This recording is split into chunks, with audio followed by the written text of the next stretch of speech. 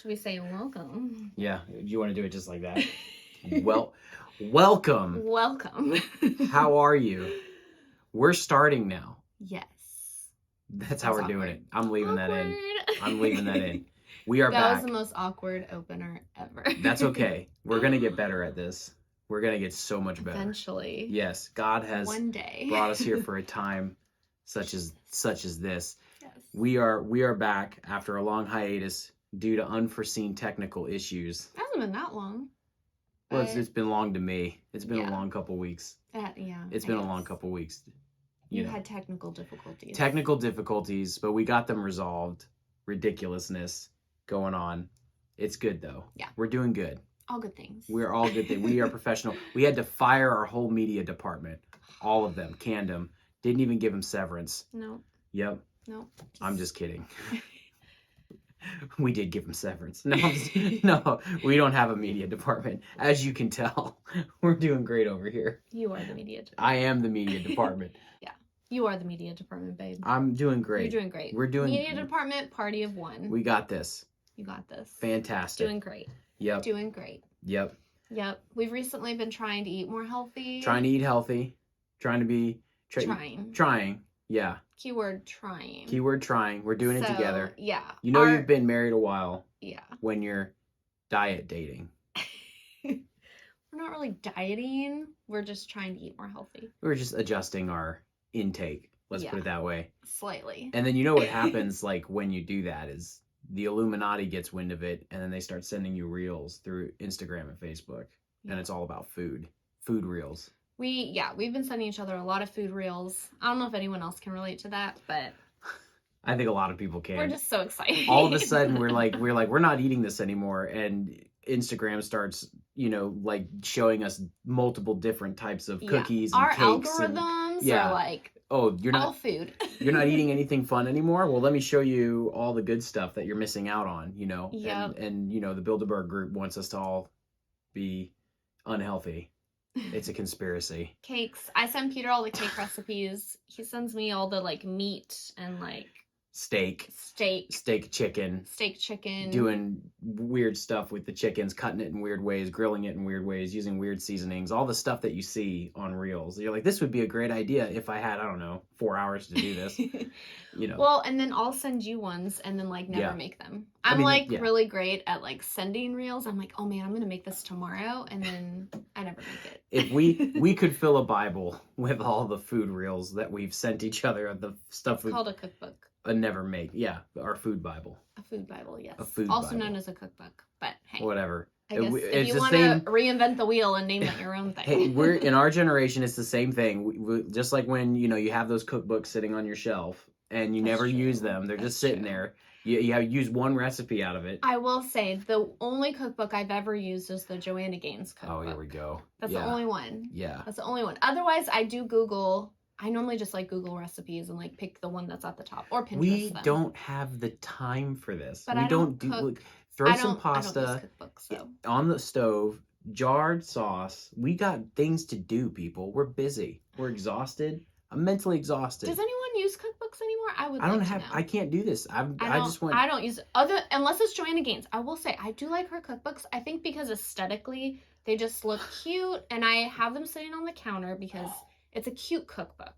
Because you can't have not a cute cookbook sitting on your counter. It's got to be cute. It's got to be aesthetically looking good. I think that's the only reason why I use hers. But her recipes are good, though. Just like your Joanna Gaines cookbook sitting on the counter, we have a messaging going on between us of never opened, never watched reels on how to cook certain things that we're never going to do. It's never going to happen.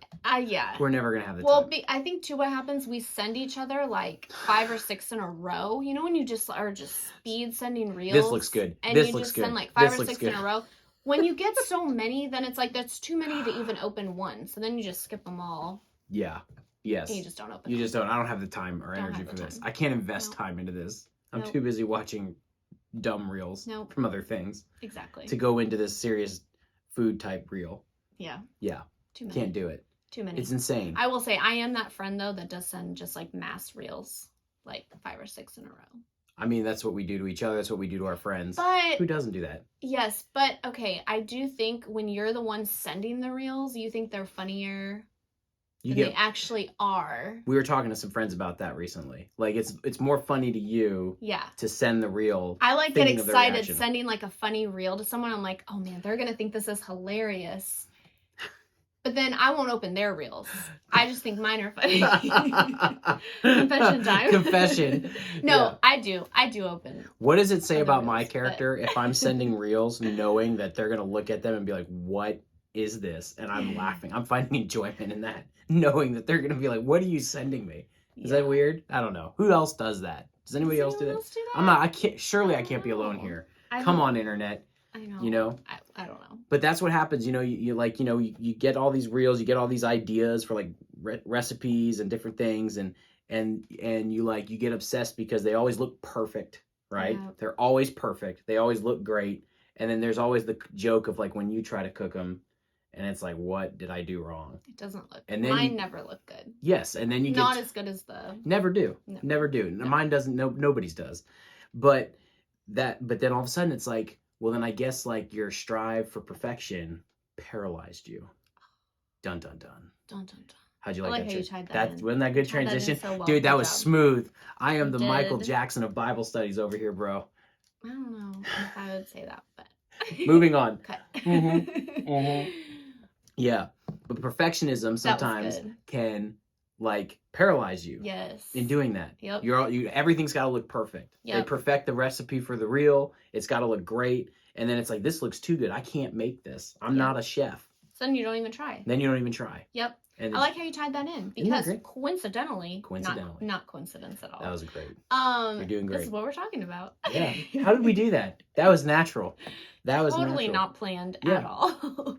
Well, what was crazy was we were watching we were talking about perfection and how we can go to churches and like if you've worked in church or even in business or anything like that, like you can always you're always constantly, especially if you're a business owner, you're constantly looking at things and putting out fires and trying to do things better. You're always trying to do things better.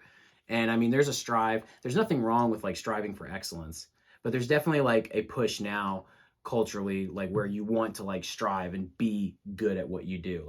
You want to put forward your best, effort. Let's put it that way. Effort. I'm having a hard time thinking of the word, but you want to put your best foot forward. Yep. In everything that you do. And most people do, at least. I think if you walked into a church or even, any kind of organization, but since, we're talking about church really, but you walk into a church, there wouldn't be one staff member or one pastor there that would be like, well, yeah, I don't really care about, doing my best for the Lord. I'm just gonna, I just want to, well, you'd be hard pressed to find someone that would talk, let's put it that way. But you probably could find someone somewhere thinking like that, but you'd be hard pressed. Everyone would come to an agreement to be like, yeah, I want to do the best for God. Yep. And so everyone's trying to strive for that. And we were watching an interview recently where, there's a pastor that we really respect. We really like this pastor. And he's been going, I don't know how long. It's been a very long time. I think over 20 years. Over 20 years in ministry. Built a massive ministry. Has reached thousands of people, baptizing hundreds of people a year into the faith. And he was talking about how he's kind of getting into that season now where he's getting ready to retire / move into a legacy pastor role where it's going to be more advising and helping out in different ways that he can and basically handing the baton off to the next senior leadership.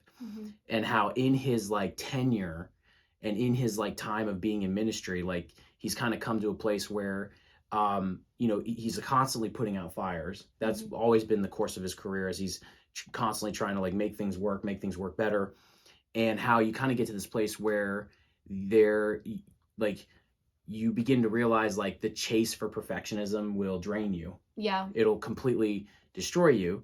Yep. And that because we're humans and you're not going to escape that. You can't escape your own humanity, that there's always going to be something going on that's wrong. There's always going to be something on fire. There's always going to be something that's failing. There's always going to be something that could be perfected or done better.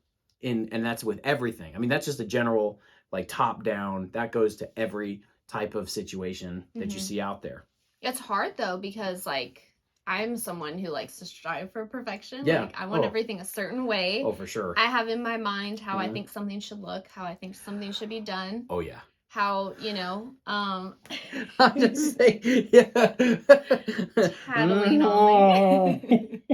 Confession time. Yeah. No. Yeah. But like, I have a, you know, in my mind, I think things should look a certain way and be a certain way and be executed a certain way, and I should have a certain outcome and all these things. And it's hard. Like, in our relationship, like, I would say you definitely are the one who has more of that, like, you have like that eye or that taste, like you have things done, like you want it to be looking really good.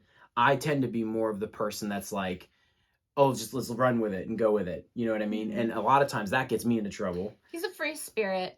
I'm not.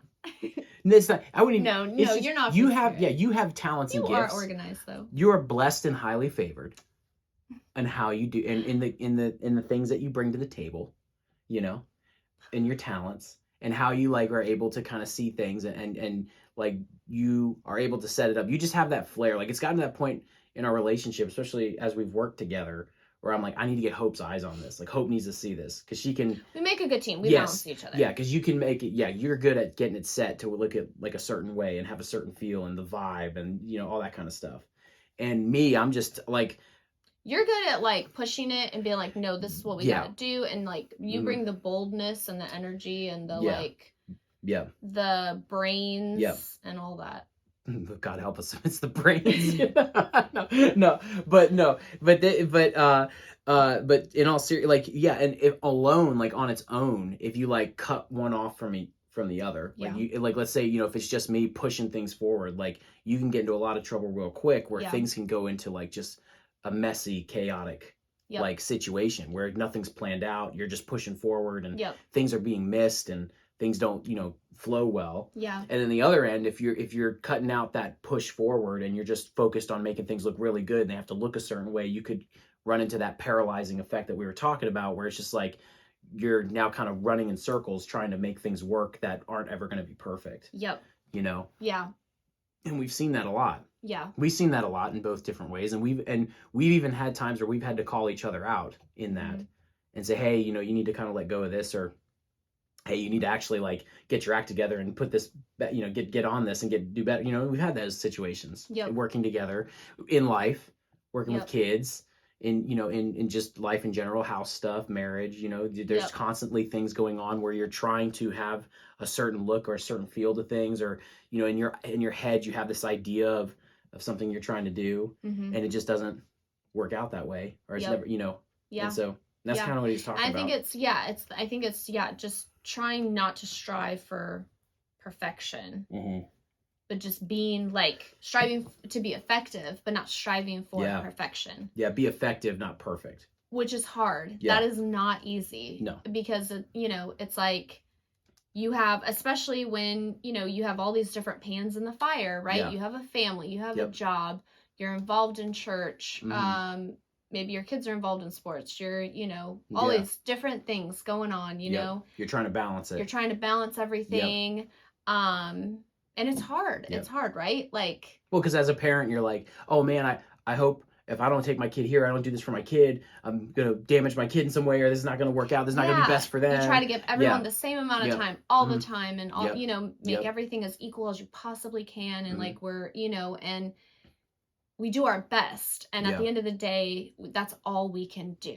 Yeah. Like, and it's not about striving for perfection. Yep. It's just about trying to be effective, and really just letting the Holy Spirit lead and guide us. Yeah. Because, I mean, it's hard, and not beating yourself up when it's not perfect. Yeah. When, you know.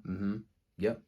Yeah, because excellence, well, I mean, if you've read any kind of leadership book, or you've listened to any kind of leadership talk or podcast or whatever, most people have probably heard this at some point. I've definitely heard multiple pastors say this, but excellence is doing the best you can with what you have. Yep. And what's crazy is as you really get a chance or an opportunity to jump into any situation, whether it's your own business, whether it's, you know, whatever, like we've gotten, you know, real great opportunities to jump into something and really try to work with a team or lead a team to get something done, whether it was like an event, an outreach, whatever, you name it, a relaunch. We did a relaunch of a ministry.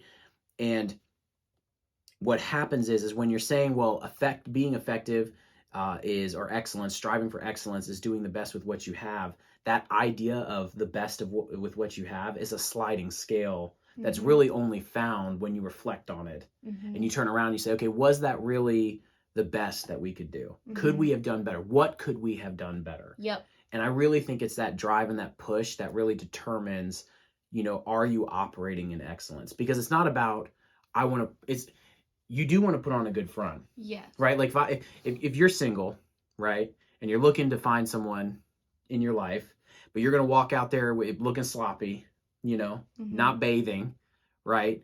And you're not putting your best foot forward. You are communicating something. Like no matter how you try, like people want to act like even in ministry, like, well, it's not all you care about is how it looks. It's like, listen, if we just threw this together and didn't actually care about it, then all the people that are tithing and giving to this church would turn around and be like, well, what are you doing with our money if this looks so sloppy? Like, well, how are you running this? It would look like it would be a joke.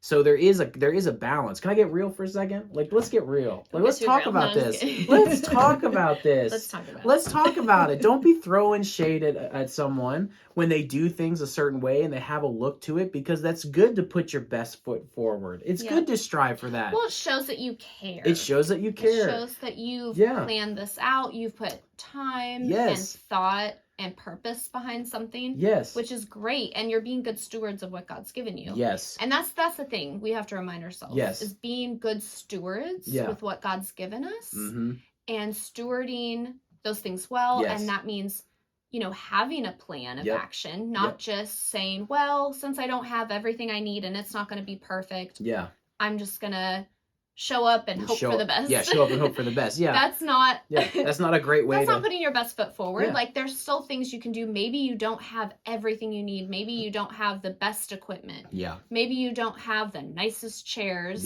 for people to sit in. Maybe you don't, this or that. But you do have something. You have something. And so just using what you do have and being a good steward of that, and God will bless it and honor it. And I think back to years ago when we lived in Colorado and we had our townhome, and it was like, it's such a cute home. Like that was our first home we bought and we loved it. And, but there were times, when we first moved in, like I was like, oh, I don't know if I can throw my kids a birthday party here because we don't have a lot of space and like people are going to be cramped and it's kind of small and this and that. And I kind of would make up excuses because I felt like it's just not maybe big enough. It's not exactly, what I want, for my kid's birthday party and all this. And then finally, I don't know, I just felt convicted and I just kind of came to a place where I'm like, you know what, this is our home and this is what God's given us. Yep. And I want to be a good steward of that. And, it is a little small, but, just go with it. And, it doesn't have to be perfect. And, and it was great. We created so many amazing memories there with friends, and we had tons of birthday parties there. I think at one point we had like 25 people in that little townhome. Yeah. And we built great community. Yeah, it was great community. So fun. And it was small, but it was so fun. And like, neighbors over. We had neighbors and stuff coming in. Yeah, it was crazy. Like, I think, we just came to a place where it's like, no, I want to use what God's given me, and maybe it's not as big as I would want it. Yeah. But this is what God's given me. And, exactly. Trying to live, it's about trying to, I think, live open-handed with what you have. And yeah. And in that process too of like someone wanting to put their best foot forward, like, and going back and reflecting on, was this the best that we've done?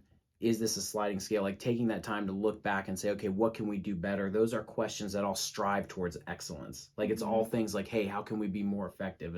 And just to finish and wrap up my point there, because I cut you off. No, my long-winded. No, that was good because it adds in. No, it's true. It adds in though. Yeah, because it's like you're talking about like, okay, yeah, we only have this certain amount of space, right? And so there was a constant conversation about, look, how many people can we have over? What can we do? How can we set this up to make it fun? It was moving furniture around so we could have more people in and, parties and stuff. Those are all things that we do naturally to put our best foot forward.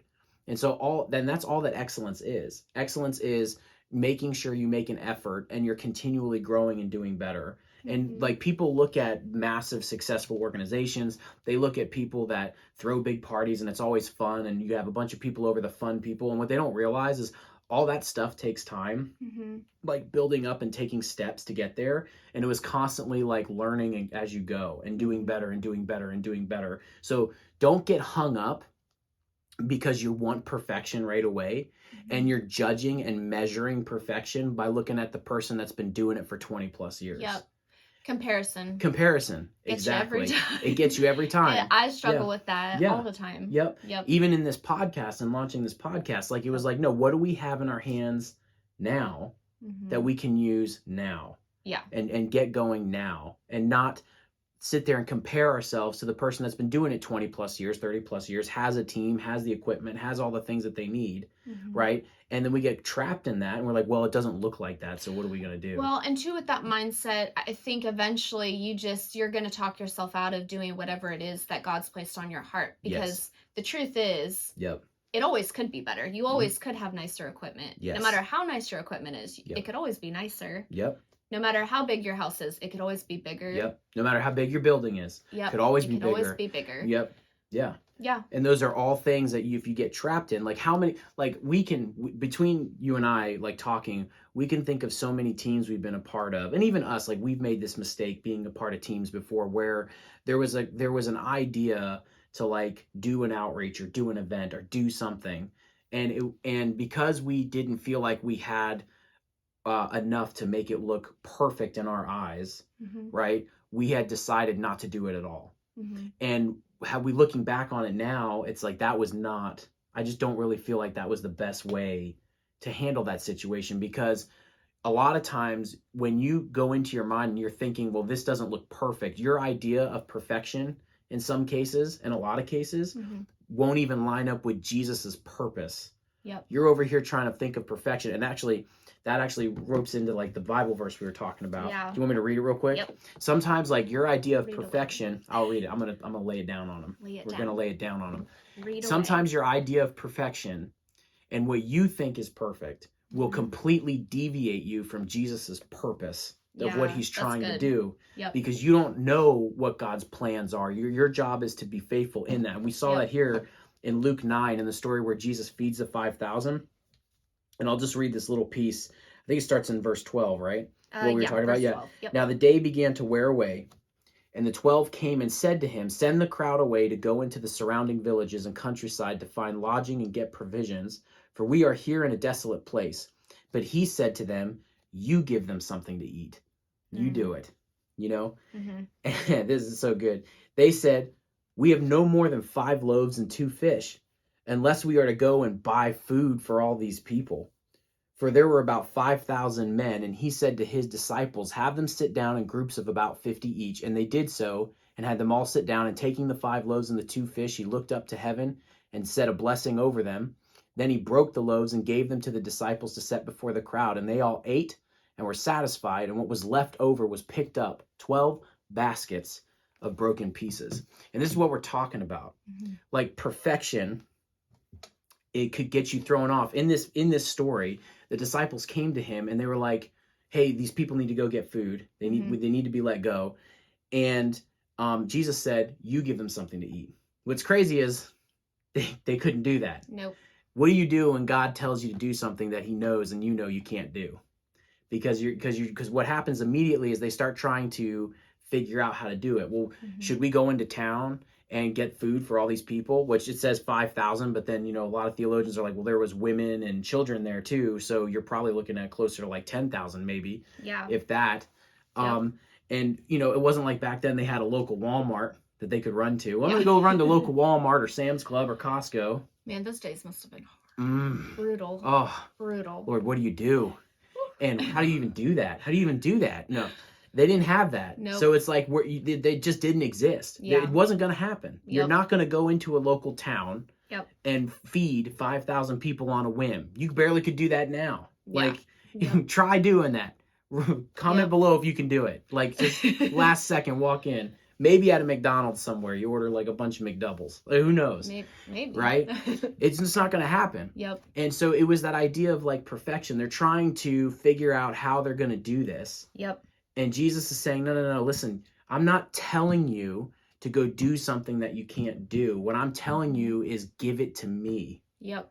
Put it in my hands. Yep. And I'll show you what I can do with it. Yep.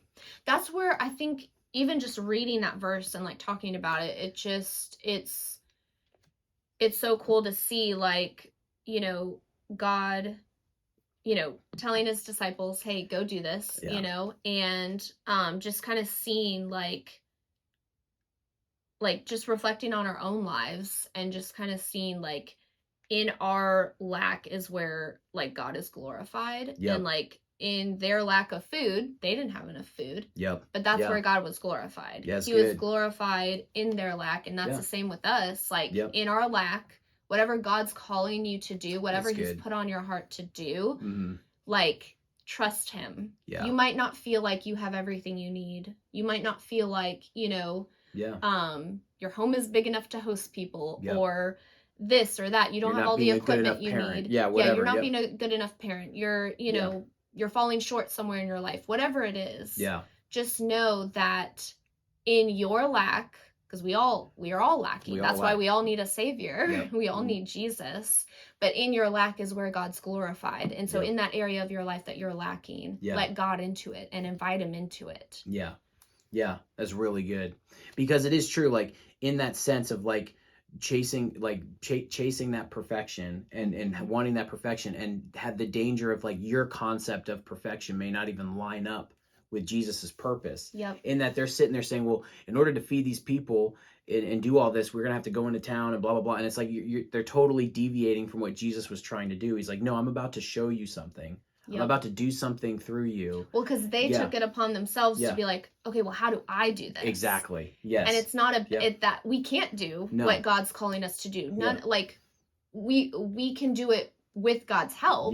Let me reword that. Like in God. In God we can do it. In God we are strong enough. In God we are capable.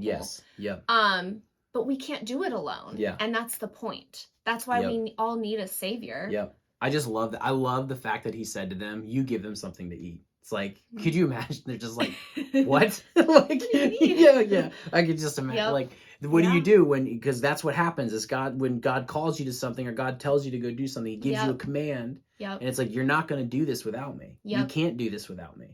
They knew it. And that's really what it is here. Is it's like, because in that interview we were talking about earlier with the pastor, the person he was interviewing was talking about how they serve in their church, and they open up their home weekly for their like small church home that they bring over. It's like 50 people, you know, and it's, I mean, that's a lot of people to bring into a house. Kids. And and then the wife was talking about how there's, you know, dirty dishes in the sink and everything's not looking perfect. And, you know, there's paper plates and paper cups, and maybe sometimes they run out of spoons, like all the just crazy stuff that you think about. But she used a word to describe it as beautiful chaos. It's beautiful chaos because in that God is moving and people's lives are being impacted and they get together and community is built. And so she's like, these things don't scare me now, but she's like, God's using it for the better. Which is so cool.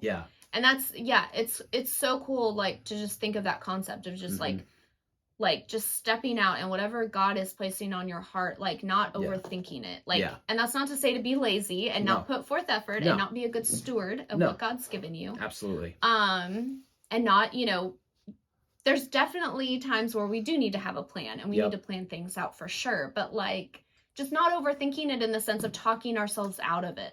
You know, and realizing that we don't have to do it alone. Just like the disciples in this verse.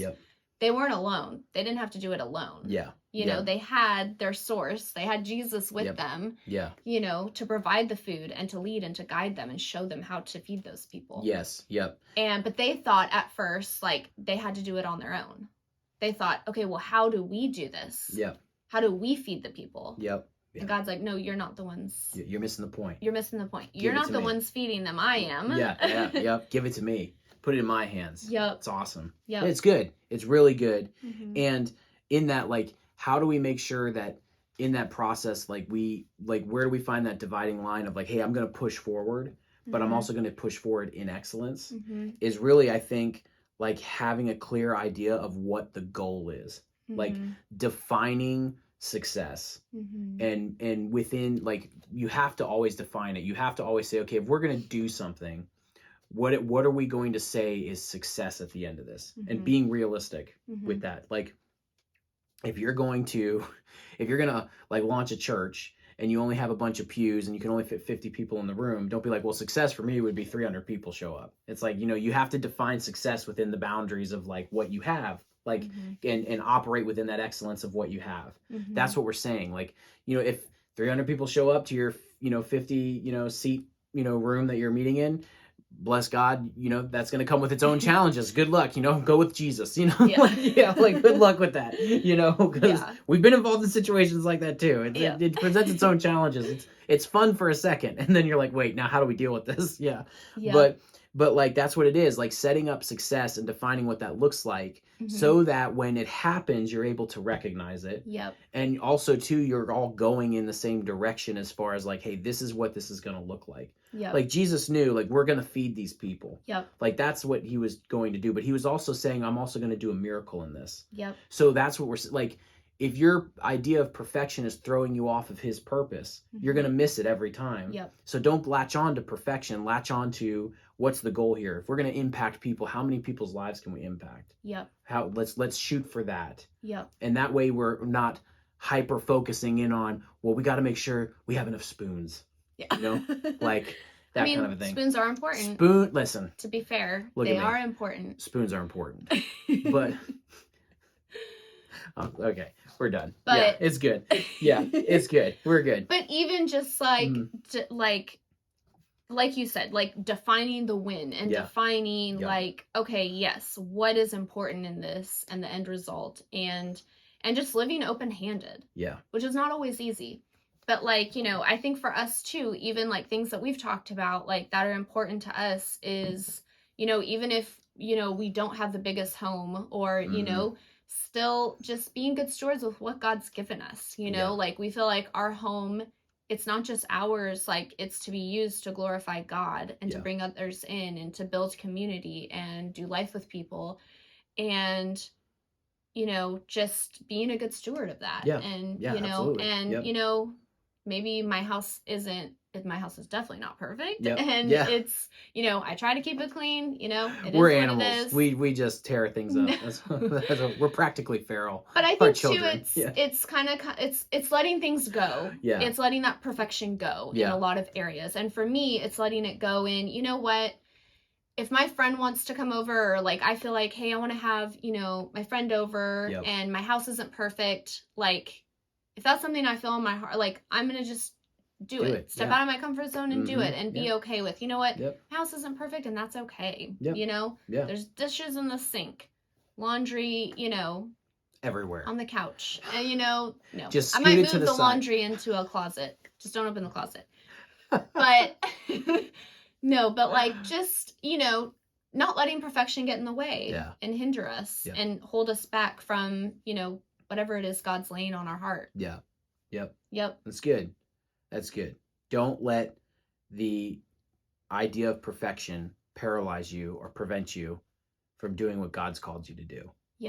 If there's something burning on the inside of you, like you feel like you're supposed to talk to that person, connect with those people, get involved, don't let the what ifs and the have-nots sway you from doing it. Like, just do it and do your best. And at the same time, after you're done, like, take the time to reflect on it and think about, okay, how can I do this better next time? Maybe next time, we get people together in the neighborhood, we'll make sure we have enough time and, to do X, Y, Z, or tell people to bring food or whatever. There's always those conversations, which, seems like a silly thing to some people, but to some people who are massive planners, they can't have people over to their house unless they have it all mapped out of what it's going to look like. So they have a whole flow chart.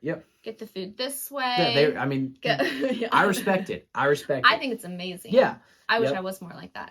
But it is what it is. So it is what it is. It is what it is. It is what it is. Guys, we hope that helped you. We hope that impacted you. Yes.